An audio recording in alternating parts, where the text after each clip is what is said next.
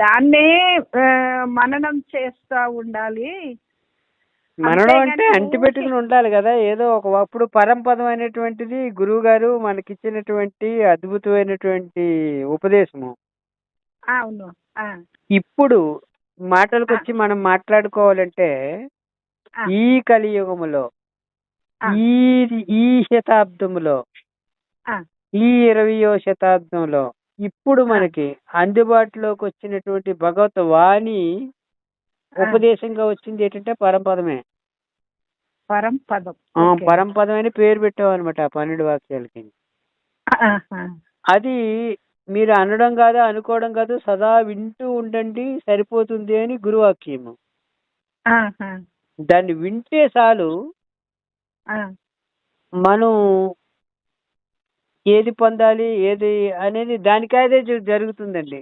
వింటూ ఉంటే చాలండి, ఇంకంతకు మించి చేయవలసింది ఏమి లేదు. ఆ. వింటూ ఉండడం అనేది సాధన అనుకోండి, వినడం పూర్తవడం సిద్ధి. అబ్బా, ఇంత మధ్యలో ఇది మనసు వస్తుంది కదండి. రానివ్వండి, కుదిరినప్పుడే వినండి, ఎప్పుడు కుదిరితే అప్పుడు వినండి. ఆ, అంటే ఇప్పుడు ఈ ఇదివరకు మనస్సు తెలియకపోతే వస్తుంది కదా, వినడము పూర్తవడంలో ఈ మాటలు మాట్లాడలేరు మళ్ళా మీరు. వినడంలో అవి పరంపదం వింటూ ఉంటే ఆ, ఆ వినడము పూర్తవుతుంది ఏదో ఒక సమయానికి. ఆహా, అప్పుడు మధ్యలో మనసు వస్తుంది కదా అని అన్నారు. ఆ, ఎందుకంటే మనసు వస్తుంది, మీరు గమనించేవారుగా ఉంటారు. ఇది మీ మాయాతత్వమే మనసుగా ఉందని మీరు గుర్తిస్తారు. మాయాతత్వమే. అంతే కదా, ఆహా. మనసు అంటే ఆ, మనలో భాగము కదా. ఆ, మీరు గుర్తించేవారుగా ఉంటారు, ఇది గుర్తింపబడేదిగా ఉంటుంది. ఇప్పుడు కూడా ఆ, గుర్తించేవారిగానే ఉన్నారు, ఆ ఆ, విషయం మరిచి మాట్లాడుతున్నారు. మరిచి అయితే నేను అదే చెప్పబోతున్నాను. మీరు అన్నారు గురువుగారు చెప్పింది ఒకే వాక్యం పట్టుకోవాలంటే మీరు ఏమన్నారంటే ఆ అది ఆ, రోహిణిగా మీరు గుర్తిస్తున్నారు. రోహిణి కాదు, రోహిణి లోపల ఉన్న చైతన్యమే మీరు మర్చిపోయి ఇది అనుకుంటున్నారు. అవును, మీరు ఎప్పుడూ గాని చైతన్యంగానే గుర్తింపబడాలి అన్నారు.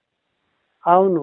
అంటే చైతన్యం అంటే ఆ చైతన్యమే కదా ఇప్పుడు మాట్లాడేదిగా ఉంది, అదే మాట్లాడుతుంది. ఉపాధి ద్వారా మాట్లాడుతుంది కాబట్టి ఉపాధి మీరని అనుకుంటున్నారు.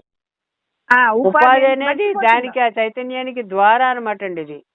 ద్వారం ఇది ద్వారా. నాకు మరణం అవుతుంది. ఇదివరకు ఎన్నో వాక్యాలు విన్నాను, కానీ దీని ద్వారానే మీరు మాట్లాడుతున్నారు అనేది అదే మరణం అవుతుంది.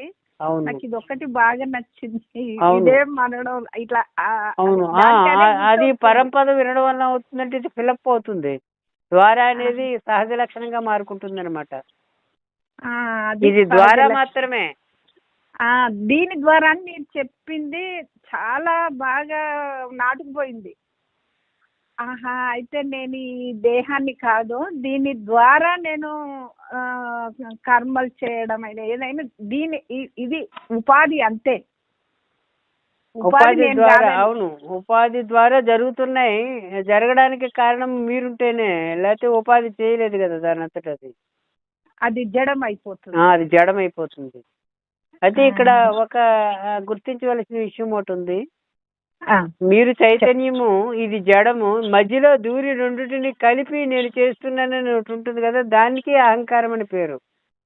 ఆ, దానికే మిథ్యా నేను అహంకారం అని ఇత్యాది పేర్లు పెట్టారు. ఇప్పుడు ముడి అదే పెట్టుకుంటే అదే ఉంటే చాలు, ఇది ద్వారాన్ని గుర్తింస్తే సరిపోతుంది, అయిపోయింది. అహంకారానికి ఇంకా తావు ఉండదు అక్కడ. ఎందుకు తా ఉండదంటే నేను చేస్తున్నానని అనరుగా అప్పుడు. కర్తృత్వం లేదు. ఎప్పుడైతే ఇది ద్వారాగా మీరు గుర్తించేసారో అక్కడ అహంకారం పడిపోయింది అనమాట అండి, అవకాశం ఇవ్వలేదు మీరు.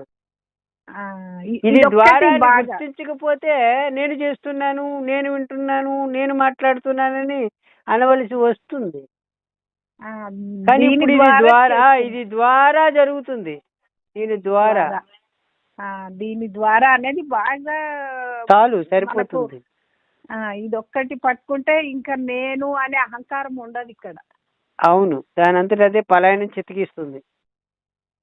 ఇంతకంటే ఇంకేం కావాలండి. చాలా సంతోషం గురుగారు, మీ పాదాభివందనం.